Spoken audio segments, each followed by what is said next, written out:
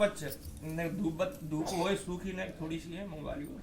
भगवान कृष्ण बोले कि युधिष्ठिर, अधिक लौंग मास के सुलभची एकादशी का नाम पद्मिनी है। इसमें मेरी और मेरी वृषभानु दुलारी की तथा शिव पार्वती की पूजा की जाती। इसकी विधि इस प्रकार है कि दशमी के दिन नमक मांस मसूर चना आदि मिथ्या भाषण निंदा आदि कर्मों का त्याग करे। रात्रि को भूमि पर शयन करे। प्रातः काल उठकर गोबर मिट्टी तिल कुसा था आंवले के चूर्ण से स्नान करे। तत्पश्चात राधा कृष्ण की उमा शंकरी प्रतिमा बनाकर उनकी पूजा करे। पूरे दिन निराहार रहकर के रात्रि जागरण करे। इसके महात्मा कथा पुलस्त जी ने नारद जी को सुनाई थी। त्रेतायु में महेश्वती नाम की नगरी में हयों के कुल में कृतवीर नाम का राजा राज करता था। उनकी 100 स्त्रियां थी, परंतु पुत्र एक भी नहीं था। पुत्र प्राप्ति के लिए पुत्रेष्टि यज्ञादि अनेक उपाय किए, परंतु पुत्र उत्पन्न नहीं हुआ। अंत में उन्होंने यही विचार किया कि गंधमादन पर्वत पर जाकर के तपस्या करूं। उनकी एक स्त्री प्रबंधा ने कहा कि मैं भी साथ चलूंगी।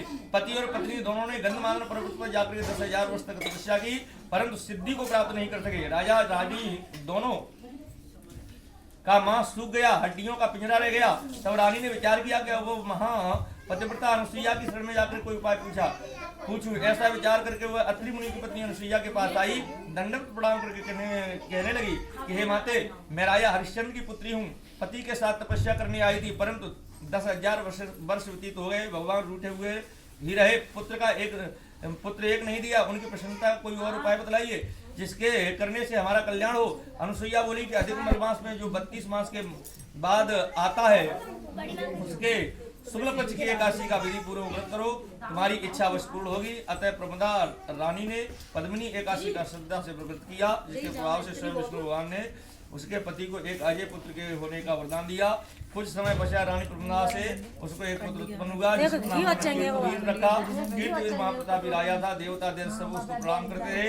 रावण जैसों का विजय कर उसने अपनी जेल में बंद किया।